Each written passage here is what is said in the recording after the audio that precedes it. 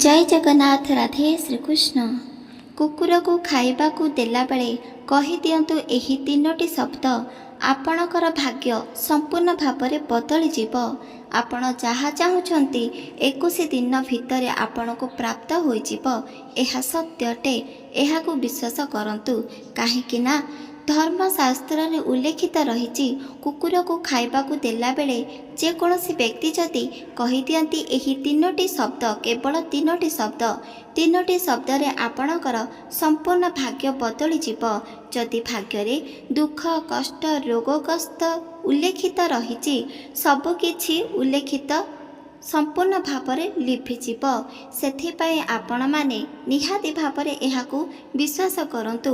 आ कुकुर को खाइबा को देला बेले एही तीनोटी शब्द कही दियंतु आपणकर सबकि दुख कष्ट चलीजिब। चलतु जानिबा धर्मशास्त्र रे उल्लेखित रही स्वयं भगवान ब्रह्मा कहिछंती कुकुर को खाइबा को देला बेले बहुत किछि फायदा होइथाय। कुकुर को जेकोसी व्यक्ति जदि आदर रे सहित भोजन करुथिबारु देखुथंती आ सांगे सांगे एही तीनोटी शब्द कही दियंती किंबा आपण माने जदि कुकुर को खाइबा को दियंती आ सेही समय रे एही तीनोटी शब्द कही दियंती ताहाले आपणकर संपूर्ण भाव में दुख कष्ट चलीजिब। चलतु धर्मशास्त्र रे स्वयं भगवान ब्रह्मा नारद मुनि को एही सुंदर उत्तरटी शिखाउछंती। ताद्वारा आमे मध्य एही उत्तर को शिखि पारिबा। सेही अनुष्ठान रे आमे गला द्वारा आमर सर्वस्व दुख कष्ट चलीजिब। ताहाले चलंतु जानिबा संपूर्ण तथ्य। धर्मशास्त्र रे उल्लेखित रही कौनसी कार्य बिल्कुल भी असंभव नुह। आज जदि आपणक जीवन में दुख आसी काली सुख अपेक्षा करिछि। ठीक सेपरी जदि आपण कौनसी क्षेत्र में सदा सर्वदा दुख कष्ट रोग रे भरिपूर्ण रहुच ताहाले स्वयं शास्त्र अछि आपणकर एही सबु दुख कष्ट को नष्ट करिबा पई। ताहाले बिल्कुल भी चिंता करना आउ एही सुंदर तथ्य को मने रख। धर्मशास्त्र सदा सर्वदा आपणकर जीवन को हरण करुथिबो। एहाकु आपण विश्वास करंतु। जो जगार सदा सर्वदा समस्या भरिपूर्ण रही से जगार मध्य समाधान रही।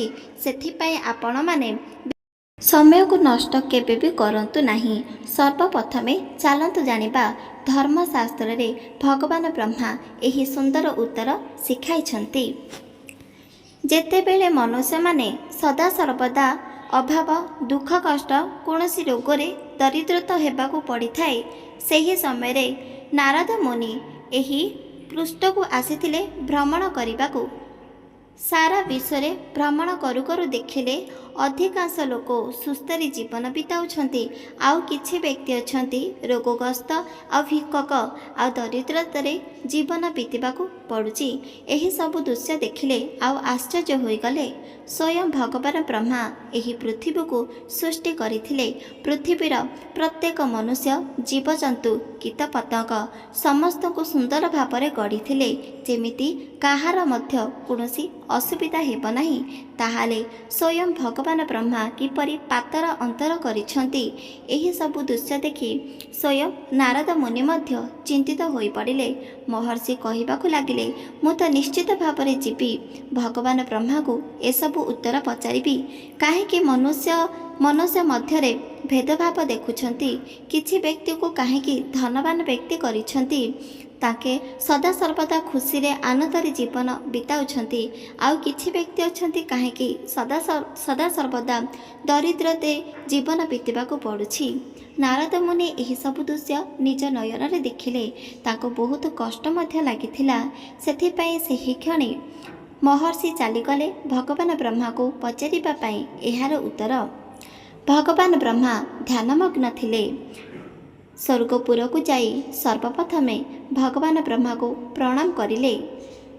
जेतेबेले ब्रह्मा जानी पारिले कि तांको पाखको प्रश्न नहीं आसीछंती स्वयं महर्षि नारद सांगे सांगे दुई नेत्र को खोलिले आउ महर्षि को निज पाखको डाकिले। महर्षि भगवान ब्रह्मा को देखिबा मात्रे प्रणाम करिले। पुणी कहिले हे मोर परम पिता ब्रह्मा देवता आपण तो समस्त वचन जानिछंती। आपण एक दिव्य ଦିବ ଦ୍ୱାରା ଜାଣିପାରନ୍ତି ପ୍ରତ୍ୟେକ ମନୁଷ୍ୟଙ୍କର ବା ପ୍ରତ୍ୟେକ ବ୍ୟକ୍ତିଙ୍କର ଭାବନା ତୁଲ୍ୟ, ତାହେଲେ ଆପଣଙ୍କ ପାଖକୁ ମୁଁ ଗୋଟିଏ ପ୍ରଶ୍ନ ନେଇ ଆସିଛି, ଆଉ ଏହାର ପ୍ରଶ୍ନର ଉତ୍ତର ମଧ୍ୟ ଆପଣଙ୍କୁ ଜ୍ଞାତ ଅଛି। ସେଥିପାଇଁ ମୁଁ ଆପଣଙ୍କୁ ଏହି ପ୍ରଶ୍ନ ପଚାରିବାକୁ ଆସିଛି ଯେ ଆପଣ କାହିଁକି ମନୁଷ୍ୟମାନଙ୍କରେ ଭେଦଭାବ ସୃଷ୍ଟି କରିଛନ୍ତି? ଯଦି ଏହି ପୃଥିବୀକୁ ସୃଷ୍ଟି କରିଛନ୍ତି, ପ୍ରତ୍ୟେକ ମନୁଷ୍ୟ, ଜୀବଜନ୍ତୁ, କୀଟପତଙ୍ଗ, ଗଛଲତା, ପାଣି ପବନ, ବିଭିନ୍ନ ଦୃଶ୍ୟ କେବଳ ଆପଣ ହିଁ ସୃଷ୍ଟି କରିଛନ୍ତି। ଆଉ ଏହି ପୃଥିବୀ ଦେଖିବାକୁ ଯେପରି ସୁନ୍ଦର, ଆପଣ ସୃଷ୍ଟି କରିଥିବା ପ୍ରତ୍ୟେକ ଜୀବଜନ୍ତୁ ମଧ୍ୟ ସେତିକି ସୁନ୍ଦର ଲାଗିଥାଏ। ତାହେଲେ ଏହି ଭିତରେ କାହିଁକି ଆପଣ ଭେଦଭାବ ସୃଷ୍ଟି କରିଛନ୍ତି?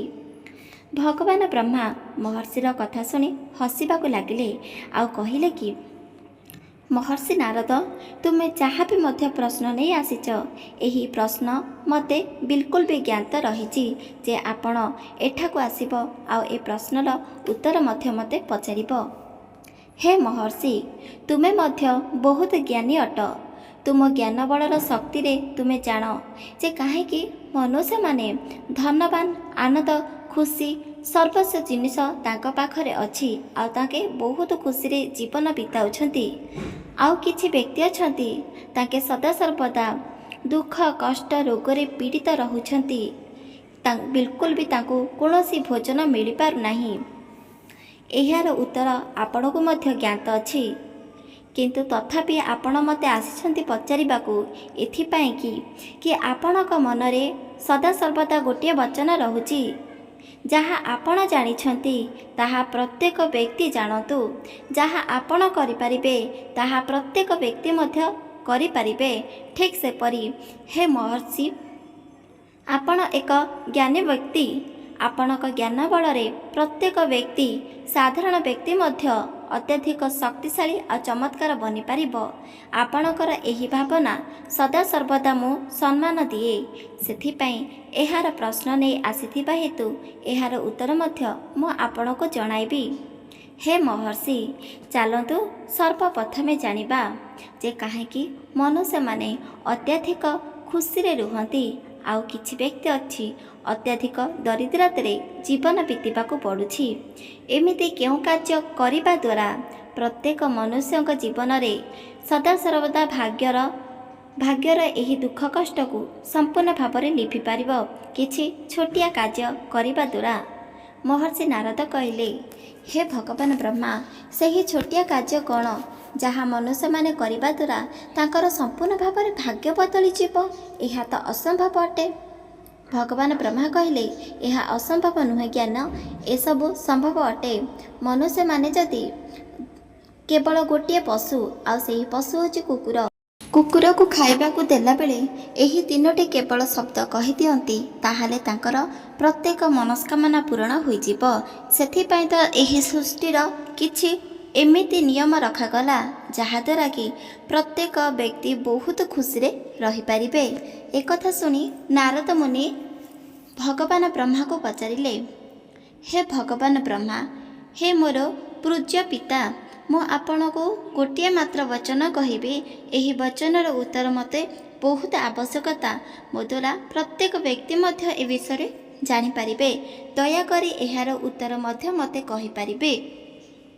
ଭଗବାନ ବ୍ରହ୍ମା କହିଲେ, ହେ ପ୍ରଭୁ, ଏହି ମୂର୍ତ୍ତ ଲୋକରେ କାହିଁକି ଅଧିକାଂଶ ଲୋକ ଅଛନ୍ତି ସେମାନେ ରୋଗଗ୍ରସ୍ତ ପଡ଼ୁଛନ୍ତି? କାହିଁକି ସେମାନଙ୍କୁ ଦୁଃଖ, କଷ୍ଟ, ରୋଗ ଏସବୁ ଦଣ୍ଡ ଭୋଗିବାକୁ ପଡ଼ୁଛି? ଏହାର ଉତ୍ତର ମୋତେ ସର୍ବପ୍ରଥମେ ଦିଅନ୍ତୁ। ଭଗବାନ ବ୍ରହ୍ମା ନାରଦଙ୍କର ପ୍ରତ୍ୟେକ ଉତ୍ତର ଦିଅନ୍ତି ଏହି ଉତ୍ତର ମଧ୍ୟ ଦେଖାଇଲେ ଆଉ କହିଲେ କି, ଯଦି କୌଣସି ବ୍ୟକ୍ତି ଏହି ମୂର୍ତ୍ତ ଲୋକରେ ଦୁଃଖ, କଷ୍ଟ, ରୋଗରେ ପୀଡ଼ିତ ରହୁଛି, ତାହେଲେ ଏହାର କେବଳ ଗୋଟିଏ ମାତ୍ର ରହସ୍ୟ ଲୁଚି ରହିଛି, ଯାହାକୁ ତାଙ୍କେ ମଧ୍ୟ ଜାଣିବାର ଆବଶ୍ୟକତା ରହିଛି। ସେହି ରହସ୍ୟ ହେଉଛି ଜନ୍ମ ଜନ୍ମତର କର୍ମଫଳ ଅନୁଷ୍ଠାନରେ ଦଣ୍ଡ ଭୋଗିବାକୁ ପଡ଼ିବ। କର୍ମଫଳ କେବେ ବି ପିଛା ଛାଡ଼ି ନଥାଏ। ଯିଏ ଯେମିତିକା କର୍ମ କରିବ ତାକୁ ଠିକ୍ ସେମିତିକା ଫଳ ଭୋଗିବାକୁ ପଡ଼ିବ। ଯେମିତିକା ଗୋଟେ ଖରାପ ବ୍ୟକ୍ତି जदि कौनसी दृश्य को देखिब खराब जिनस को देखिब तार मन विचलित हो पड़िब आउ ठीक सेपरि खराब आड़े सी आकर्षित हो पड़िब। से समय रे ताकू कौनसी भल मंद देखाजिब नाही, ता आखिरे केवल गोटे दृश्य ही बारंबार देखाजिब। आउ सेही दृश्य हेउची दुई नयन जहाँ भी किछि देखिथिब ताकू ठीक सेही अनुष्ठान रे कार्य करिबाकू पड़िब। द्वितीयटी मने रख नारद मुनि, जदि कौनसी व्यक्ति प्रवचन सत्संग को जाइथिब, भगवानकर नाम को कीर्तन करुथिब किंबा कौनसी जगारे भगवानकर मूर्ति को निजे दुई नयन रे हृदय सहित देखुथिब, सेमिति व्यक्ति जीवन रे केबे भी आकर्षित होई खराब आड़ू जाई पारिब नाही। ठीक सेपरि भगवान निज आड़ू ताकू आकर्षित करी झिकी दउथिबे। सेथिपाई कुहा जाउची कर्मफल केबे भी पीछा छाड़ी न थाए। तुमे जदि खराब रास्ता को जीव आउ तुमर उपभोग करिब, ताहाले सेही खराब रास्तार कुकर्म फलर दंड केवल तुमको भोगिबाकू पड़िब। आज जदि एही दुनिया रे तुमे देखुच किछि व्यक्ति को रोगग्रस्त होइची, किछि लोक बहुत दुख कष्ट रोग ऋणर बोझ नहीं बहुत कष्ट पाउछन्ति। एहा पछरे मध्य रहस्य रहिछि। चक्र चक्र जेमिति प्रत्येक क्षण घुरी बुलु थाए, पाप ठीक सेमिति घुरी घुरी बुली बुली केवल तुमरी पाखकू ही आसी थाए, जहाको प्रत्येक व्यक्ति प्रत्येक मनुष्य ए विषय ज्ञात अछि, तथापि सेमाने भूल परे भूल करुछन्ति। एहार कर्मफल केवल तांकू ही भोगिबाकू पड़िब। सेथिपाई तो बहुत व्यक्ति आजिक दुनिया रे कष्ट थाई सत्वे कौनसी भगवान मध्य तांकू साहाय्य करि पारु नाहांती।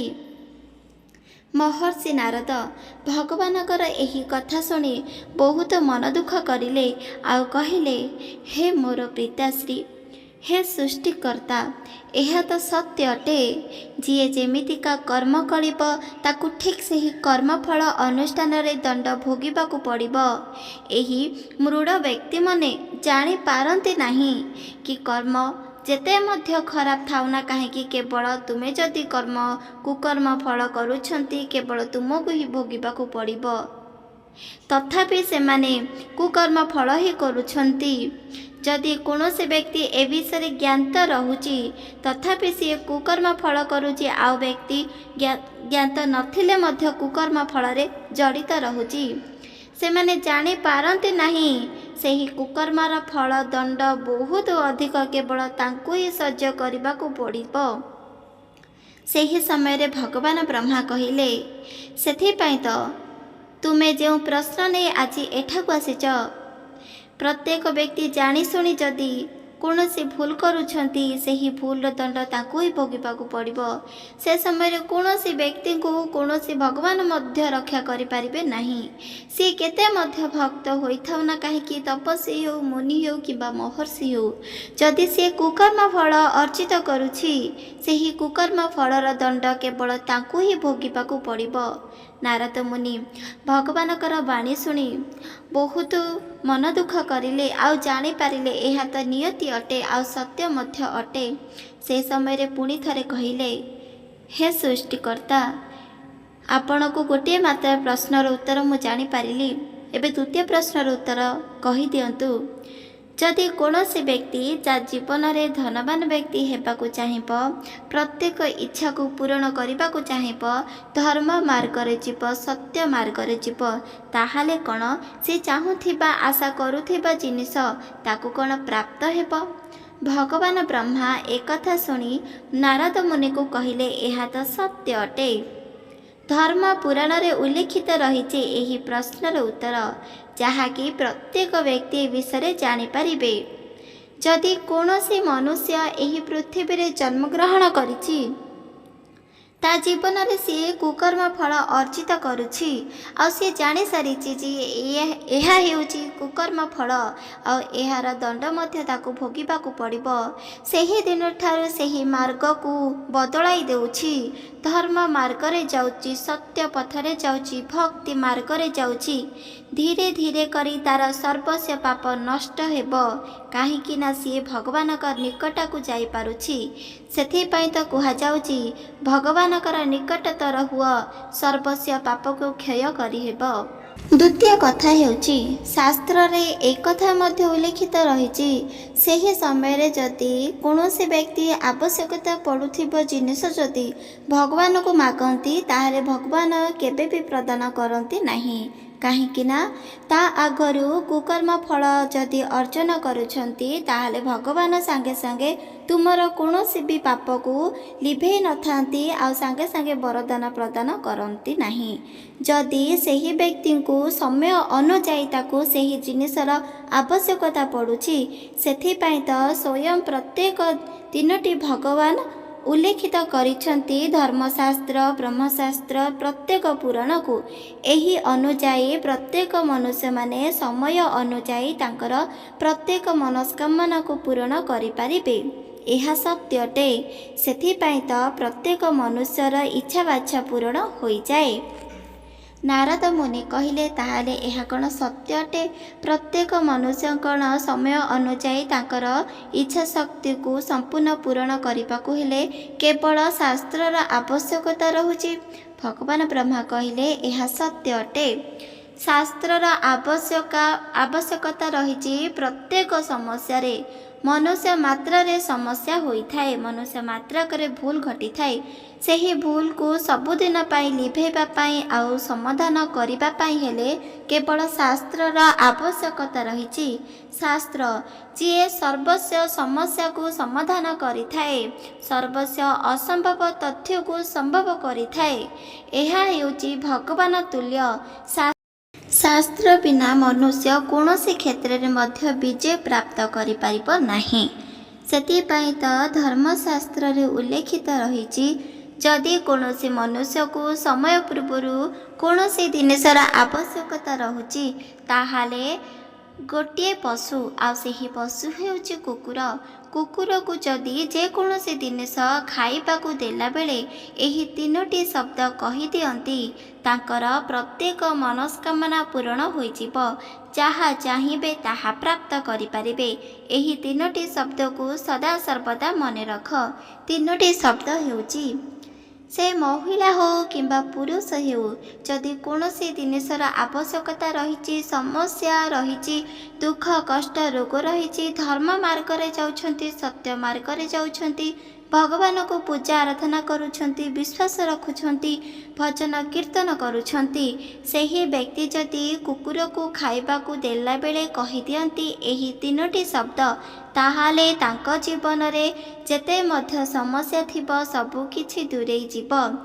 जहार जदि आवश्यकता रही से जिनिस जदि करती ताहाले 21 दिन भितरे तांकर प्रत्येक जिनिस प्राप्ति तो होइजिबो। एहा उल्लेखित रही धर्मशास्त्र रे। ताहाले मने रख जे कौनसी व्यक्ति जदि कुकुर को खाइबा को देला बेले कहि दियंती एही गोटिए शब्द आउ सेही शब्द हेउची मु सदा सर्वदा बहुत खुशी रे रहिची, बहुत खुशी रे रहिची आउ सेते पर्यंत रहिथिबी जेते पर्यंत मु एही पृथ्वी पृष्ठ रे जीवित थिबी। एही पद जे कौनसी व्यक्ति कुकुर को खाइबा को देला बेले कहंती सेही व्यक्ति जीवन रे केबे भी दुख कष्ट आसी न थाए। सेही व्यक्ति सदा सर्वदा बहुत खुशी रे रहि पारिबे। द्वितीय शब्द मने रख जदि कौनसी व्यक्ति स्त्री बा स्वामींकर देह असुस्थ रहुची, रोगग्रस्त रहिची, धनर आवश्यकता रहिची बा अभाव लागी रहुची, जदि दूर करिबा पाई चाहुचंती ताहाले ठीक एहीपरि कार्य करिबे। द्वितीय कथा मने रख कुकुर को खाइबा को देला बेले द्वितीय वचन कुहंतु। द्वितीय वचन हेउची मो देह एकदम सुस्थ अच्छी, सेते पर्यंत सुस्थ रहिबो जे पर्यंत मो जीवित रहिबी एही पृथ्वी पृष्ठरे। से पर्यंत कौनसी भी रोग ग्रस्त मते स्पर्श करि पारिबो नाही। कौनसी धनर अभाव किंबा अन्नर अभाव बिल्कुल भी मते स्पर्श करि पारिबो नाही। मो सदा सर्वदा बहुत खुशी रे रहिबी आ मो पाखरे धन संपत्ति उत्पन्न मध्य हेउची। ମୁଁ ବହୁତ ଖୁସି ଆନନ୍ଦରେ ରହିଛି, କାହିଁକି ନା ମୋର ପ୍ରତ୍ୟେକ ଆଶା ସ୍ୱପ୍ନ ପୂରଣ ହେଉଛି। ଏହି ଦ୍ୱିତୀୟ ବଚନ କହିବା ଦ୍ୱାରା ଠିକ୍ ସେମିତି ସେହି ବ୍ୟକ୍ତିଙ୍କର ପ୍ରତ୍ୟେକ ଦୁଃଖ କଷ୍ଟ ଚାଲିଯିବ ଆଉ ତାଙ୍କର ପ୍ରତ୍ୟେକ ଇଚ୍ଛା ମଧ୍ୟ ପୂରଣ ହୋଇଯିବ। ଧନ ଆବଶ୍ୟକତାରୁ ଅଧିକ ତାକୁ ପ୍ରାପ୍ତ ହେବ। ଦେହରେ ରୋଗ ସମ୍ପୂର୍ଣ୍ଣ ଭାବରେ ଦୂରେଇ ଯିବ ଏହି ଦ୍ୱିତୀୟ ବଚନ କହିବା ଦ୍ୱାରା। ଏବେ ଜାଣିବା ଆମେ ତୃତୀୟ ବଚନ। ଯଦି କୌଣସି ବି ନାରୀ ବା ପୁରୁଷଙ୍କୁ ଯେକୌଣସି ବି କ୍ଷେତ୍ରରେ ବିଜୟ ପ୍ରାପ୍ତ କରିବାର ଅଛି, ସେ କ୍ଷେତ୍ରକୁ ମନେ ରଖନ୍ତୁ। ଯଦି ଚାକିରି କ୍ଷେତ୍ରରେ ହେଉ ବା କୌଣସି ଜାଗାରେ ଘର କିଣିବାର ହେଉ ବା ଘର ବନେଇବାର ହେଉ, ଜମିର ହେଉ, କୌଣସି ଜାଗାର ହେଉ, ଯଦି ଆବଶ୍ୟକତା ରହିଛି ତାହେଲେ ନିହାତି ଭାବରେ ଏହି ତୃତୀୟ ବଚନକୁ କହିଦିଅନ୍ତୁ। ତୃତୀୟ ବଚନ ହେଉଛି ଯେକୌଣସି ବ୍ୟକ୍ତି ଯଦି କୁକୁରକୁ ଖାଇବାକୁ ଦେଲାବେଳେ ଏହି ତୃତୀୟ ବଚନ କହନ୍ତି। ତୃତୀୟ ବଚନ ହେଉଛି ସଦାସର୍ବଦା ମୁଁ ଯାହା ଚାହୁଁଛି ମୋତେ ତାହା ହିଁ ପ୍ରାପ୍ତ ହେଉଛି। ମୋ ଇଚ୍ଛା ପ୍ରତ୍ୟେକ ସ୍ୱପ୍ନ ସାକାର ହେବାରେ ଲାଗିଛି। ଯେତେ ବି ମଧ୍ୟ ଚାକିରି କ୍ଷେତ୍ରରେ ହେଉ ବା ଯେକୌଣସି ବି ଘର କିଣିବାରେ, ଜମି କିଣିବାରେ, ଜାଗା କିଣିବାରେ, ଏସବୁ କ୍ଷେତ୍ରରେ ହେଉ, ସଦାସର୍ବଦା ବିଜୟ ପ୍ରାପ୍ତ ହିଁ ହେଉଛି। ମୁଁ ପ୍ରତ୍ୟେକ ଜିନିଷ ବହୁତ ଖୁସି ଆନନ୍ଦରେ କିଣିପାରୁଛି।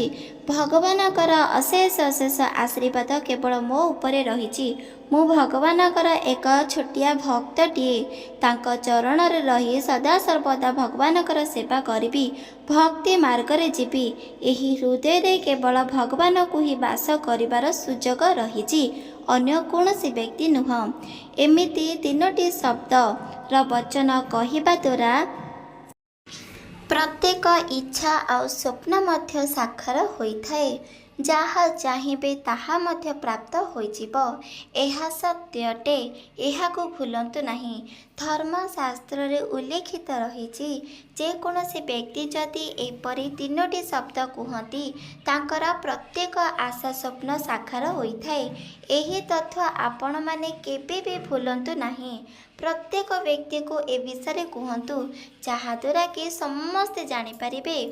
ଭଗବାନ ଯେତେବେଳେ ସମସ୍ୟା ଦେଇଛନ୍ତି ତାହାର ସମାଧାନ ମଧ୍ୟ ରଖିଛନ୍ତି। ଆପଣମାନେ କେବେ ବି ନିଜ ମନରୁ ଭାଙ୍ଗି ପଡ଼ନ୍ତୁ ନାହିଁ କିମ୍ବା ମନ ଦୁଃଖ କରନ୍ତୁ ନାହିଁ। ନିଜ ଭାଗ୍ୟକୁ ମଧ୍ୟ ନିନ୍ଦା କରନ୍ତୁ ନାହିଁ। ମନେ ରଖନ୍ତୁ, ସଦାସର୍ବଦା ଭଗବାନ ଆପଣଙ୍କ ପାଖାପାଖି ଅଛନ୍ତି। କାହା ନା କାହା ଦ୍ୱାରା ଆପଣଙ୍କୁ ସାହାଯ୍ୟ କରିବେ। ଏହି ଧର୍ମଶାସ୍ତ୍ର ଆପଣଙ୍କୁ ସଦାସର୍ବଦା ବିପଦରୁ ରକ୍ଷା କରିବ। ତାହେଲେ ସମୟକୁ ନଷ୍ଟ କାହିଁକି କରୁଛ? କାହିଁକି ସଦାସର୍ବଦା କୌଣସି କ୍ଷେତ୍ର ନେଇ ମନ ଦୁଃଖ କରୁଛ କିମ୍ବା କଷ୍ଟରେ ରହିଛ? ଆଜିଠାରୁ ହିଁ କୁକୁରକୁ ଖାଇବାକୁ ଦେଲାବେଳେ କହିଦିଅ ଏହି ତିନୋଟି ଶବ୍ଦ। ଦେଖୁ ଦେଖୁ ଆପଣଙ୍କର ସବୁକିଛି ଦୁଃଖ କଷ୍ଟ ଦୂର ହୋଇଯିବ। ଏହା ଏକ ଶାସ୍ତ୍ର ହେଉଛି ଭଗବାନ ତୁଲ୍ୟ। ସେଥିପାଇଁ ଆପଣମାନେ ଏହାକୁ ବିଶ୍ୱାସ କରନ୍ତୁ, ଏହି ଅନୁଷ୍ଠାନରେ କାର୍ଯ୍ୟ କରନ୍ତୁ। ଆପଣମାନେ ସର୍ବକ୍ଷେତ୍ରରେ ବିଜୟ ପ୍ରାପ୍ତ ତ ନିଶ୍ଚିତ ଭାବରେ ହେବ। ଏହା ସତ୍ୟ ଅଟେ। ଏହି ଧର୍ମଶାସ୍ତ୍ରର ତଥ୍ୟ ଯେତେବେଳେ ଭଗବାନ ନାରଦ ମୁନି ଜାଣିପାରିଲେ ଭଗବାନଙ୍କ ଠାରୁ, ତାଙ୍କେ ବହୁତ ଖୁସି ହେଲେ। ଆଉ ସେତେବେଳେ ସେହିଠାରୁ ହିଁ ଧର୍ମଶାସ୍ତ୍ରକୁ ସମ୍ମାନ ଦେବା ପାଇଁ ଆରମ୍ଭ କରିଦେଲେ। ସେଥିପାଇଁ ଦେଖନ୍ତୁ, ଭଗବାନ ସ୍ୱୟଂ ମଧ୍ୟ ଧର୍ମଶାସ୍ତ୍ରକୁ ସମ୍ମାନ ଦେଇଛନ୍ତି। ତାହେଲେ ଆମେ କାହିଁକି ନୁହଁ? ଆମେ ମଧ୍ୟ ଧର୍ମଶାସ୍ତ୍ରକୁ ସମ୍ମାନ ଦେବା ଉଚିତ। ତାହେଲେ ଏ ଭିଡ଼ିଓ ଆପଣମାନଙ୍କୁ କିପରି ଲାଗିଲା କମେଣ୍ଟ ମାଧ୍ୟମରେ ନିହାତି ଭାବରେ ଜଣାଇ ପାରିବେ। ଏହି ତଥ୍ୟ ଯଦି ଆପଣମାନଙ୍କୁ ପ୍ରକୃତରେ ଭଲ ଲାଗିଛି, ଚ୍ୟାନେଲକୁ ସବସ୍କ୍ରାଇବ୍ କରିବା କେବେ ବି ଭୁଲନ୍ତୁ ନାହିଁ। ରହୁଛି, ଯଦି ଆପଣମାନଙ୍କୁ ପ୍ରକୃତରେ ଭଲ ଲାଗିଛି ଚ୍ୟାନେଲକୁ ସବସ୍କ୍ରାଇବ୍ କରିଦିଅନ୍ତୁ, ଲାଇକ୍ କରିଦିଅନ୍ତୁ ଆଉ କମେଣ୍ଟରେ ରାଧେ ଶ୍ରୀକୃଷ୍ଣ ଲେଖିଦିଅନ୍ତୁ। କାହିଁକି ନା ଆମେ ହେଉଛନ୍ତି ଭଗବାନ ଶ୍ରୀକୃଷ୍ଣଙ୍କର ଭକ୍ତଟିଏ। ସଦାସର୍ବଦା ତାଙ୍କର ସେବା କରିବା ଆଉ ତାଙ୍କ କଥାକୁ ସଦାସର୍ବଦା ମଧ୍ୟ ମାନିବା। ଏହି ତଥ୍ୟ ଯଦି ଆପଣଙ୍କୁ ଭଲ ଲାଗିଛି ତାହେଲେ କମେଣ୍ଟ ମାଧ୍ୟମରେ ରାଧେ ଶ୍ରୀକୃଷ୍ଣ ଲେଖିଦିଅନ୍ତୁ। ଜୟ ଜଗନ୍ନାଥ, ଜୟ ମା ଲକ୍ଷ୍ମୀ, ଜୟ ଶ୍ରୀକୃଷ୍ଣ। ରାଧେ ରାଧେ ରାଧେ ଶ୍ରୀକୃଷ୍ଣ।